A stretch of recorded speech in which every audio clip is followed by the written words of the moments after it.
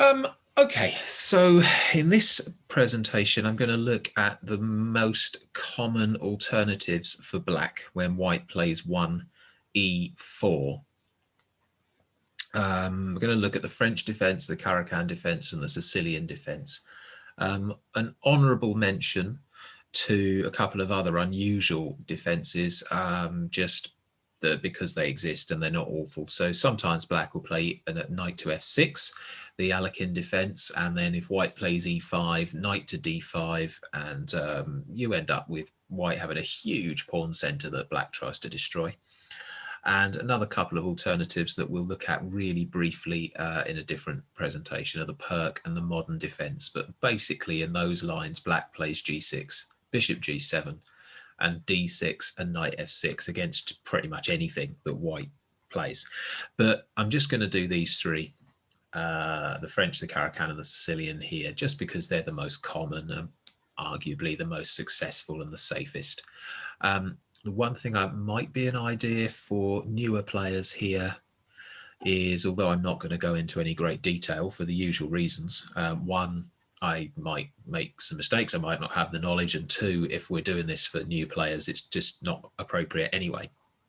But one thing you might want to do is watch the video in 3 bits. So perhaps look at the French defense and then go and play some games with it, and then come back and watch the bit about the Caro-Kann and go and play some games with it, and then watch the bit about the Sicilian and go and play some games with it. But it's up to you. It just occurs to me that maybe splitting it into 3 bits might be easier.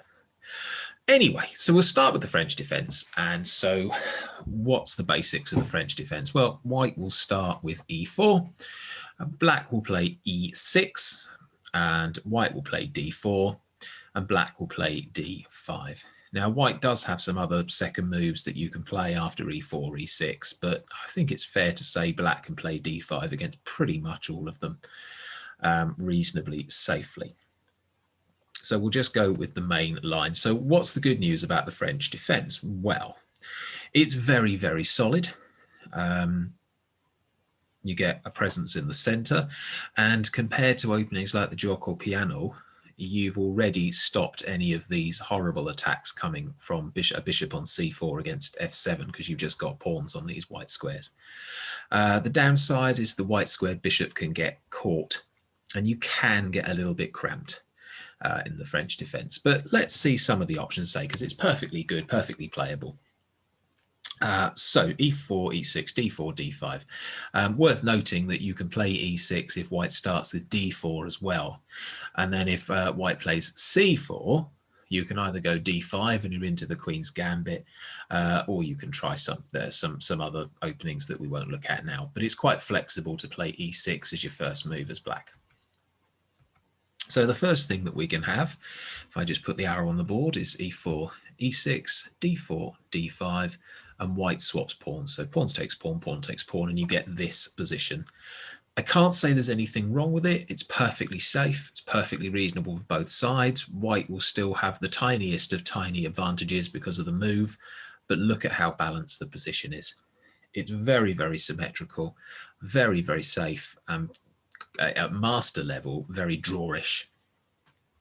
So depending on your style of play, you might want to leave that one alone as white. But if you're black and you see this, you'll be pretty happy because you've almost equalized already. But say nothing wrong with it, just perhaps not the best way to deal with things. The advanced variation comes up quite a lot, and again, not the best way for white to deal with the French, excuse me, but it's perfectly serviceable.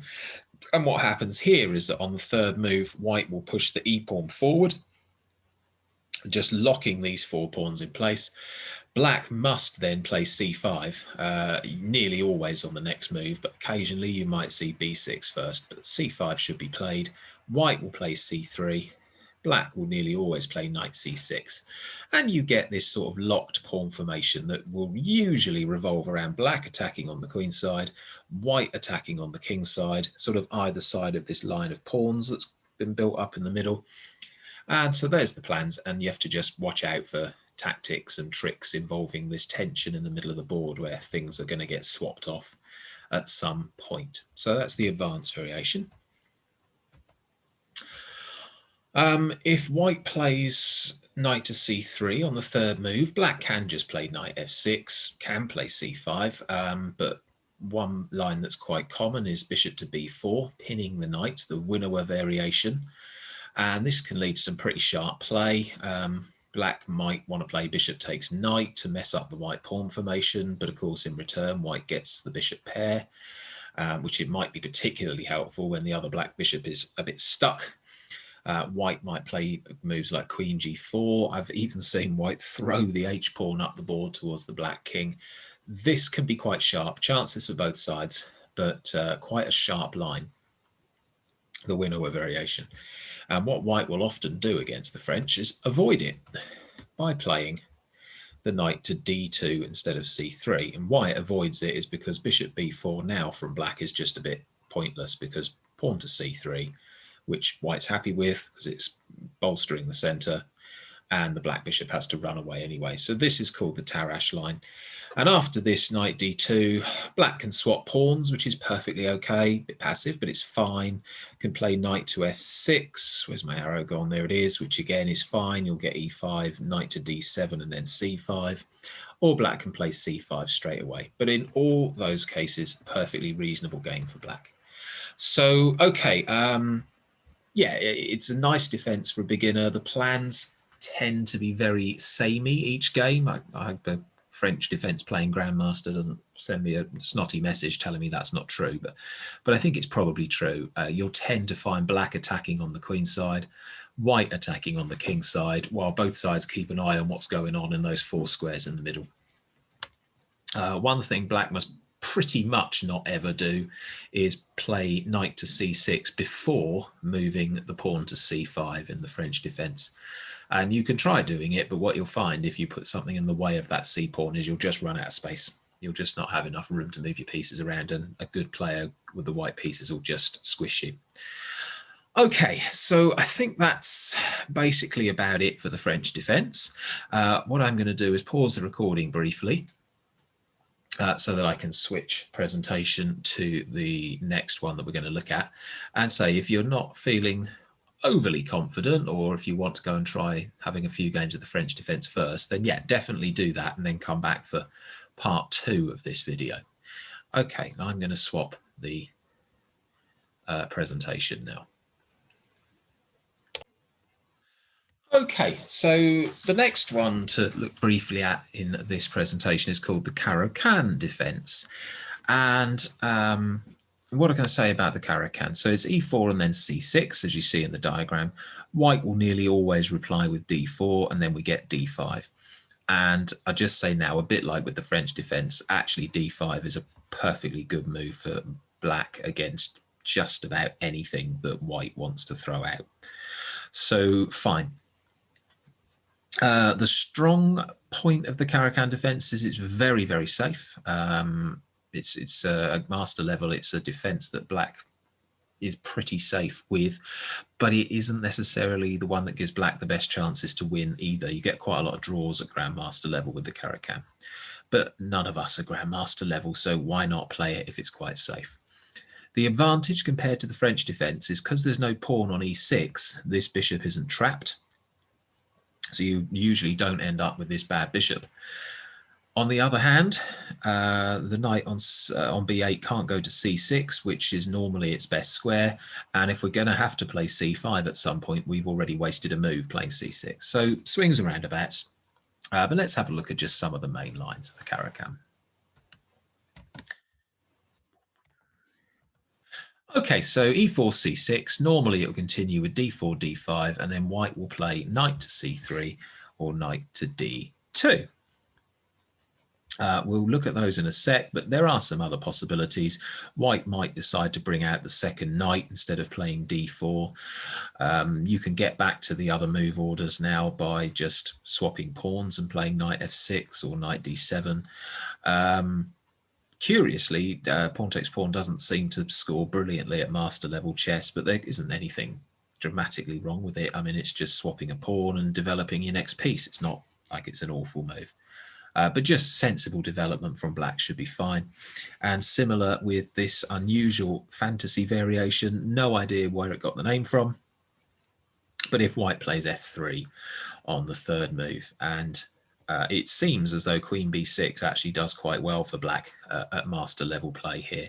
But I think generally if you do sensible developing moves, you're probably not going to go too far wrong. Okay, fine.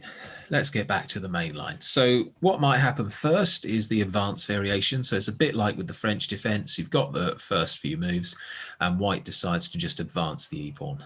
And the good news here, unlike in the French, black can get this bishop out. So bishop f5. We don't play e6 because it's just a weaker version of the French where you've wasted a move having to play c5 after wasting a move. So bishop f5 is good. You've got it outside the pawn chain. Black's probably going to want to play h6 at some point because we'll keep this bishop and perhaps hide it away. We can play e6, get developed, and then play c5 and try to break the center. This is absolutely fine for black. Black can also, rather than bringing the bishop out, make a second pawn move with c5, so it looks a bit like the French defense, and it's quite playable, but probably it has advantages, disadvantages over the French advance. So the disadvantage is you've wasted a move and this bishop can't get out straight away. The advantage is, of course, this one can, so you may have a chance to bring this white squared bishop out instead of blocking it in. But I mean, okay, both are absolutely fine. Okay, main lines. Normally, white will play knight to c3 or knight to d2, so to these two squares that I'm showing here. And black can play g6 with the idea of bringing the bishop to g7. I think this second diagram here is probably a move short, isn't it? 1, 2, 3, 4. Yeah, it's missing a white move. But it doesn't change the illustration, which is that the bishop is very, very strong when the knight comes here. But if white's played knight d2, then pawn to c3 just blunts that bishop anyway. So you could try that against knight to c3, probably not that good against knight to d2. But the most traditional moves are these. So the pan-off attack, so I'll just do these on the board. So e4, c6, d4, d5, pawn takes pawn, pawn takes pawn, and now c4. And this is going to end up with an argument, basically, about whether white's center is going to be any good, or whether black can perhaps swap this pawn here and just use the square d5 to put pieces on. It's quite complicated stuff. I play the Caro-Kann sometimes, and I've never done particularly well against this with the black pieces. So yeah, it's a tricky one to deal with, but it is perfectly okay for black. Nothing wrong with it at all. Nothing wrong with it for white. It's quite a complicated way of dealing with things. The far safer exchange variation for whites, instead of playing c4, just normal development. So knight f3, those kinds of moves. And it's a bit like the French exchange. It's very, very safe for both sides, very, very balanced, quite equal. So if you're not a big fan of learning variations, you just want to get safely to a middle game, this is probably the one for you. Yeah, just a nice safe game. Not quite as balanced as the French exchange because the pawns are 4 to 3 for white on this side, but 4 to 3 for black on that side. So it's not completely balanced, but quite a safe, quite a quiet position. So the most common moves traditionally are that on the white will play knight to d2 or c3. Black will take pawn takes pawn. White will take here, knight takes e4, and then black has to decide what to do. So one option is knight to d7, and there's a reason why you do that before playing the other knight to f6. We'll see that on the next slide. Very, very safe, very solid way to play. Smyslov and Karpov both use this as black. Like a lot of the lines in the Caro-Kann, it has a reputation for being a little bit dull, a little bit safe. But if you're a safety first kind of person, then that's absolutely fine. I mean, if it's good enough for world champions, there's nothing wrong with it. And yeah, what will happen is knight g to f6 will come. You do have to be a bit careful about white putting the bishop on c4 and pointing things at f7. So bishop c4, knight g5 is a bit uk. And if you want to play e6 as black to blunt that bishop, then you've got to be aware that this bishop is going to get trapped. But yeah, perfectly good, perfectly safe. but it will be a little bit cramped for black in some lines. Much more traditional than knight to d7 is to bring the bishop out to f5 first. So after pawn takes, knight takes, bishop to f5, white will drop the knight to g3, black will drop the bishop to g6, and you'll end up with a position something like this. Just be aware as black, you'll have to play h6 to give your bishop somewhere to run away, maybe even h5, because white will probably throw this pawn at you. But yeah, so that's perfectly safe as well. Just remember at any point, by the way, feel free to press pause and just put these moves on a board so you can see what's going on if you need to. The other option for black is to play knight to f6 on the fourth move. And that's interesting. So then what white will frequently do is swap. Now, if white just drops the knight back instead of playing knight takes knight, that's great news. We just carry on developing as black and we're happy. But if white plays knight takes knight, we then have a choice to make. And we can play e takes f6, a line played by Viktor Korchnoi. Again, one of the strongest players in the world for 20 years, so we can't say it's rubbish. But it does have a reputation for being a bit drawish. It's at master level quite drawish. But okay, fine. We're playing as black. We're probably happy with a draw most of the time as black. And the other thing that black can try, which is much more risky and doesn't tend to lead to draws, one side tends to win, is to retake the knight with the g-pawn. And this immediately messes up the black pawn formation. But from here, it is supporting the idea of e5, attacking the center. It does open up the possibility of moving the rook across and pointing it down this file to a white king that's castled on this side. You do have the option of using this pawn almost as a kamikaze and just ramming it all the way down the h-file. So there is some play in this for black. I think it's one that if the world's top computers played both sides of this, you'd find white would win. But amongst human players, I think this is quite an interesting way to proceed with the Caro-Kann. If you like a risky game, this could be the one for you. Okay, so that's the Karakan Defense. So again, if you want to perhaps press pause or stop the video at this point and go away and have a few games with the Karakan, that's probably not a bad idea. I'm just going to change the share to the Sicilian Defense, and I'll welcome you back in a few moments' time.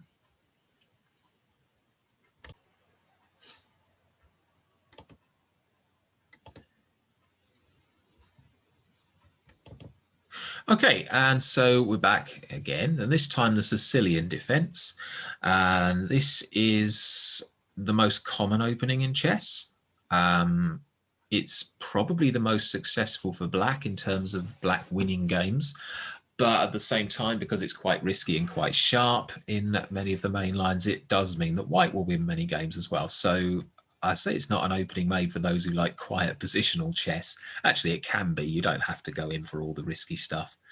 But I would say the Sicilian Defense has been analysed by masters and computers, absolutely analysed to death. There's thousands of variations and books and goodness knows what else.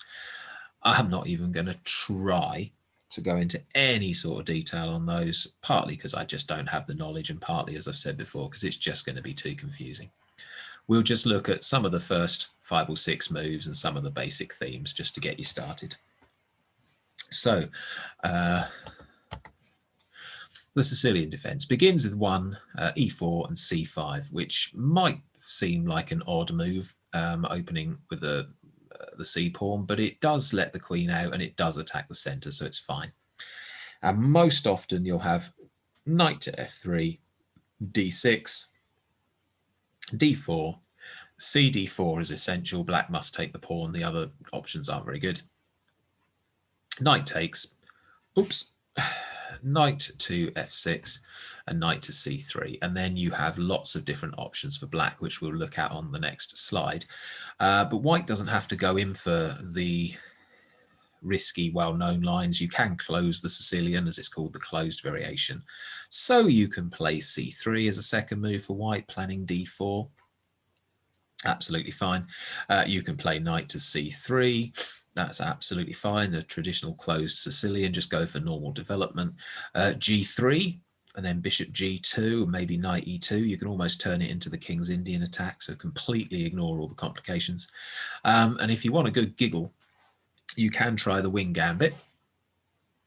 So b4, trying to distract this black pawn from the center, and it's probably not completely sound to play, but it's quite good fun. If you use it in blitz games, it's quite entertaining, and black can play all sorts of things. We can go straight away with d4 and just occupy the center.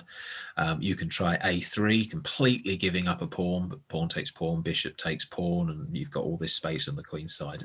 There's things to do.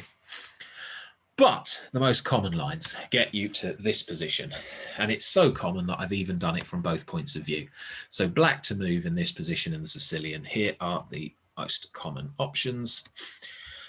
So just e6, very, very safe, very playable. I think it might be called the Scheveningen variation, I think, for what it's worth. I could be wrong. Again, I'm such a consistent knight f3, d4 player that I'm not that knowledgeable about the Sicilian and the e4 lines. But anyway, so e6 is fine, and just bishop e7, get castle, knight d7 or knight c6, fine, just safe moves. Rook c8 is quite a theme in the Sicilian for black, and particularly in lines where the bishop ends up on g7, the rook sacrifice on c3 can be quite interesting. A6 is another possibility. So in this position, black can play a6, which is the Najdorf. Very, very, very sharp.